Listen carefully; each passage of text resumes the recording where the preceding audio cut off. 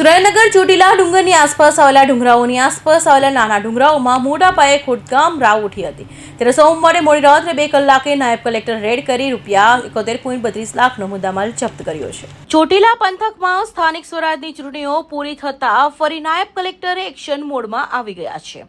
ચોટીલાના ડુંગર આસપાસના નાના ડુંગરાઓમાં મોટા પાયે ગેરકાયદેસર ખનન થતું હોવાની બાતમી મળતા ચોટીલા પ્રાંત અધિકારી HT મકવાણા સહિતની ટીમે સોમવારે મોડી રાત્રે 2 કલાકે ચોટીલા તાલુકાના નાના કાંદાસર અને સાંગાણી વચ્ચે રેડ કરી હતી।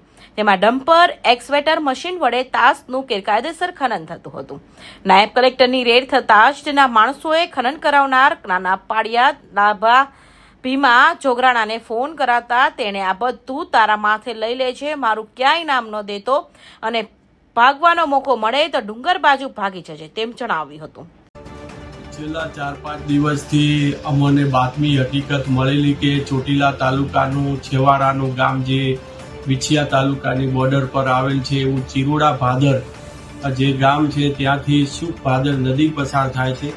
આ નદીમાંથી અમુક ખનીજ માફિયાઓ રાત્રે 12થી કરીને સવારના 5ના ગાળાની અંદર જે કાળી રેતી છે કાળી રેતીનું તદ્દન ગેરકાયદેસર ખનન અને વહન કરે છે।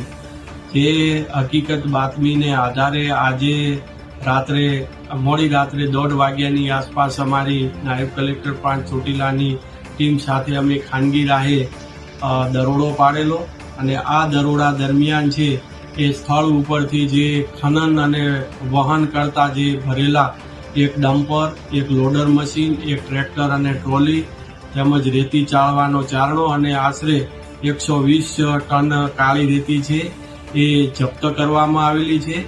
આ જે મુદ્દામાલ છે એની કિંમત છે 71,32,000 રૂપિયાનો મુદ્દામાલ જપ્ત કરી અને ચોટીલા મામલતદાર કચેરી ખાતે ખસેડવામાં આવેલ છે। તંત્રની ટીમે ₹1.50 કરોડનો મુદ્દામાલ જપ્ત કરી હાલ ચોટીલા મામલતદાર કચેરીએ ખસેડાયો છે।